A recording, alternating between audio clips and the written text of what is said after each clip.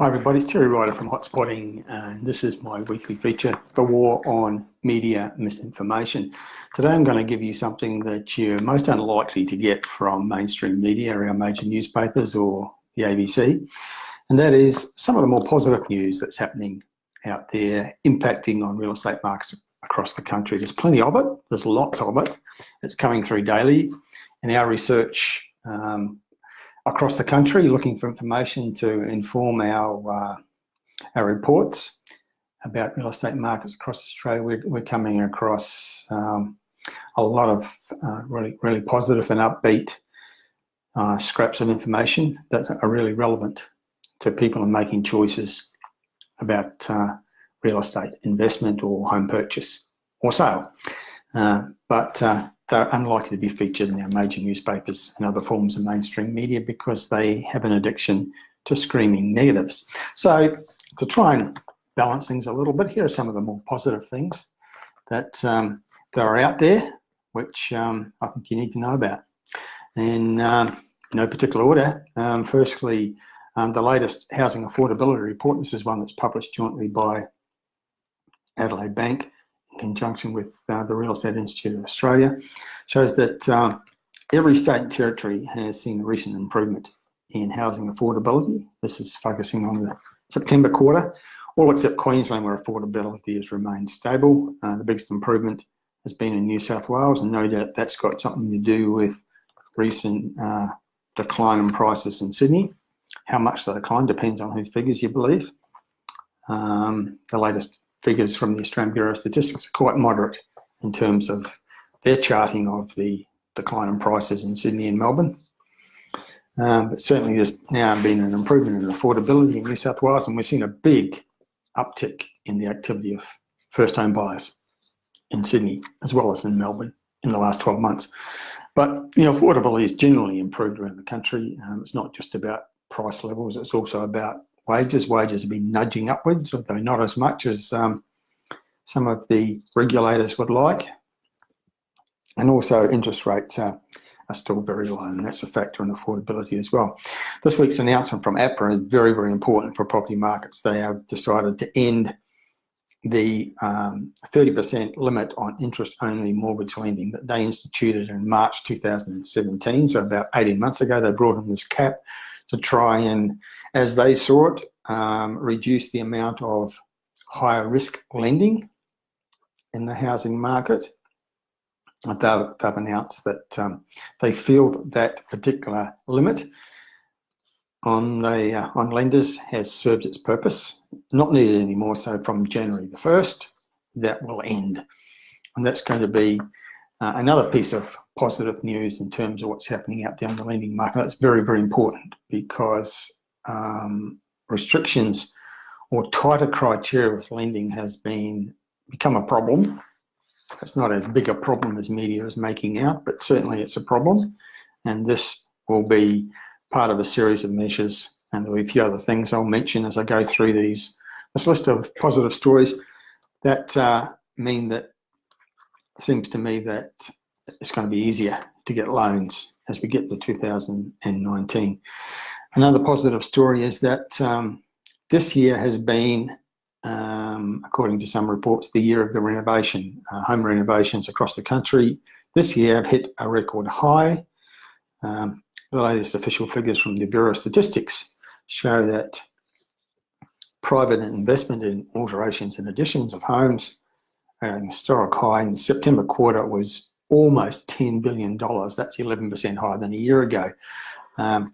So it seems that people are staying put and renovating rather than relocating, upgrading, downsizing, whatever people would like to do.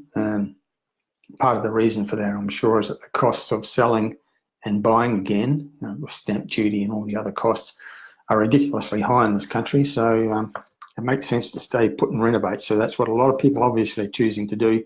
So renovations are at record highs. Latest figures have just come out about vacancy rates and rentals, and that's another major positive for markets. At this time of year, towards the end of the year, there's a seasonal factor where vacancies generally tend to trend up a little bit. And that's evident in the latest figures. But the average vacancy rate across the capital cities at the moment is 2.3%, which is a comfortable figure. And they're very, very low in 4 of the 8 capital cities. Hobart and Canberra are both well below 1%. Adelaide's a bit over 1%, and Melbourne's 1.9% for their vacancies. Brisbane has been generally trending down. Its vacancy rate is now at 3%, which is kind of that benchmark equilibrium level. Perth has also, in the last couple of years, been steadily trending downwards. It was sort of 4 or 5% a couple of years ago, and it's been gradually improving. It's not quite at 3% yet, it's 3.4%, but looking better and better. The only cities where vacancies are really trending in the wrong direction is Sydney, and where it's steadily rising, then now above 3%, and Darwin, which is now 4%. Darwin is continues to be the basket case market amongst the capital cities for all sorts of reasons. As economy is really struggling up there in the Northern Territory at the moment, and the Darwin property market, all sorts of indicators there, vacancies, rentals, prices, they're all fairly negative numbers. But apart from that, we're seeing very positive trends in terms of vacancies remaining pretty tight, generally speaking, and rents are rising.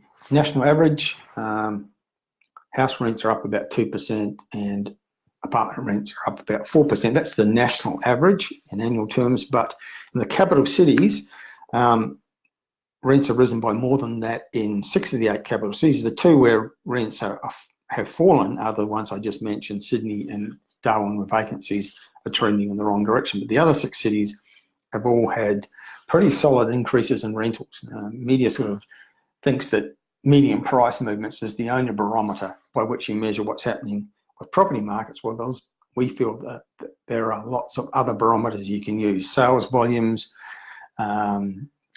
vacancies, what's happening with rentals, and the rental data is quite strong and positive for our major cities.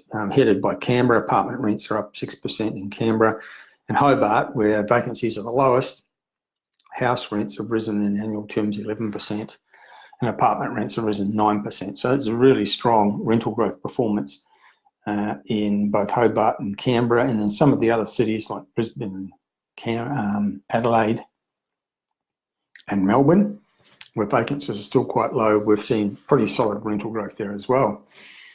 Now, the last time somebody analysed all of Australia in terms of what's happening with prices, looking at it on a sub-regional basis, there's 88 sub-regions across Australia.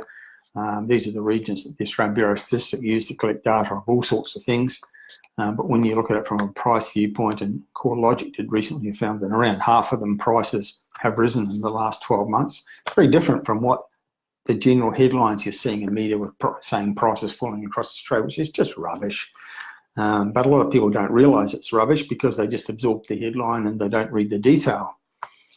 And it's particularly, prices are particularly strong in regional Australia, and 57% of the sub-regions that are located outside of capital cities, prices have risen in the last 12 months. And some of our capital cities are also going very well. Most of the sub-regions in Brisbane, prices are up. Most of the sub-regions in Adelaide, prices are up. Now, there was another analysis by CoreLogic when they looked at the top 50 sub-region in Australia for price growth in the last 12 months. And those top 50 are all sub-regions across the country where prices have risen somewhere between 5% and 16% in the past year. And the top 15 of them are all places that have recorded price growth above 10%. And when we look at it, we often look at things on a suburb by suburb, town by town basis, and we find that there are locations around Australia, particularly in regional Australia, where towns and suburbs have risen by more than 20%. Some of the suburbs of Geelong, for example, regional towns in Victoria, some of the regional towns in New South Wales, and some of the suburbs of the Sunshine Coast in Queensland have all had median price growth in the last 12 months of more than 20%. But the latest Australian Bureau of Statistics data came out about a week ago, their latest figures on price growth for the capital cities, and they found that prices were firm or strong, somewhere between the two in 5 of the 8 capital cities. Annual price rises in Hobart, 13%, Canberra 4%, Brisbane and Adelaide are both about 2.5%, so not massive growth, but prices are still up there, with Perth as sort of pretty much bottomed out. It's previously prices have been falling there, but according to the latest ABS figures and figures from other sources as well, Perth prices no longer falling. And according to the Real Estate Institute of Western Australia, the last couple of months we've started to see the first signs of prices nudging up again in Perth. Now, it's interesting to look at the ABS figures because these are the official government figures on what's happening with prices. They're quite different to the source that's most often quoted in the media, which is CoreLogic. The ABS figures have Melbourne prices in annual terms down about 2%, whereas CoreLogic says 6%, so there's a big difference there. And ABS has Sydney prices down 4.9%, whereas CoreLogic says 9.2%, so about half, according to the ABS. In fact, most of the other sources disagree with those CoreLogic figures, which are the ones most quoted by media because they're the most negative ones. But overall, according to the ABS, the capital city average is, the average is dragged down by Sydney and Melbourne. The average is minus 1.9% in annual terms for houses and minus 1.8% for apartments. So that's very moderate decline as an average across the capital cities, but keeping in mind that prices are solid to strong in 5 of the 8 capital cities, according to these figures. The latest measure of consumer sentiment shows that confidence continues to be high around Australia, generally speaking. Both surveys of business confidence and household confidence show improvements, and this is despite what Westpac Chief Economist Bill Evans calls the negative atmospherics around falling house prices. Well, yeah, maybe people are better informed than we think because they realise that this phenomenon of falling house prices is primarily a Sydney thing, less so in Melbourne. And how much they're falling depends on whose figures you believe. Certainly the latest figures I've just mentioned from the Australian Bureau of Statistics are quite moderate for the major cities and showing that things are a lot more positive in the smaller capital cities. But the latest confidence measure, the Westpac Melbourne Institute Consumer Survey, the more and more people are saying now's a good time to buy real estate, people feeling quite confident about their financial affairs, family finances, and where the economy is heading. So that's another positive that's out there, likely to have an optimistic impact on real estate markets. It's interesting also that the Council of Financial Regulators has been speaking to the major banks and telling them, I think they're being a bit overly cautious with their lending and they need to lighten up a bit. Well, I think we all know that's true. The banks always overcorrect when they're caught out behaving badly as a result of the Royal Commission. They've been shown in many cases to be have had some pretty shabby practices in their with a bit of butt covering. They're overcorrecting and tightening up too much. So the Council of Financial Regulators, which includes APRA, Australian Securities and Investment Commission, ASIC, Reserve Bank of Australia and the Federal Treasury, and it's chaired by Philip Lowe, who's the Reserve Bank Governor. So they've been speaking to the banks and saying, you're being too cautious, you need to lighten up a bit. And that's another thing, in addition to APRA scrapping the cap on interest-only lending, which indicates that lending is going to be a bit easier in 2019 than it's been in the last 6 months or so. And just further to that, the latest figures for lending for housing shows that it's not nearly as tight as the media keeps talking about a credit crunch, a credit squeeze. But in October, there was around $30 billion worth of mortgages written, and that was a 2.3% increase on the previous month. There was more loans to investors, more loans to owner-occupiers, and in particular first-home buyers who, according to these figures, are more active than they've been any time in the last 6 years. So a number of bits of news there that indicate that things are easing up and improving in terms of the lending market, which obviously has an impact on what's happening in real estate. That had to happen. I mean, the banks need to lend to make their multi-billion-dollar profits. They can't clamp down too much in response to the Banking Royal Commission and APRA dictates, otherwise they'll be shooting themselves in the foot. So there is an indication they've eased up a bit. The APRA cap on interest-only lending helps, and we've also got the major regulators speaking to the banks and asking them to be a little less cautious because they don't want them to tighten up credit too much because it'll have an impact on the economy. So there's a whole lot more here. I've got 7 or 8 pages of notes in terms of positive news that's happening out there. The sort of things that we know are happening that are out there, but you're not going to be seeing them on the front page of our major newspapers because they're only interested if it's a screaming negative. I could go on at some length, but that's probably enough for now. Save some more for next week and the following week and for future broadcasts. But those are some of the more positive things that are out there impacting on real estate markets. Affordability is up, prices are rising still in most capital cities and also in particular in regional markets. The interest-only cap is being removed. We've got a renovations boom. Vacancies are pretty tight, generally speaking, and rents are rising in most capital cities. We've got prices up in many locations around Australia and confidence high.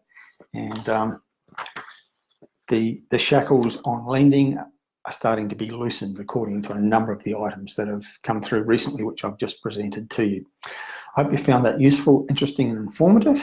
And if you're amongst some of those people are a little bit concerned about all the negativity and the headlines saying that things are heading for a crash, I hope that sort of eased your concerns a little bit. There's plenty to be positive and optimistic about. That's it for now. That's Terry Ryder's War on Information for this week. Well, let's do it again, same time next week, even though it's Christmas.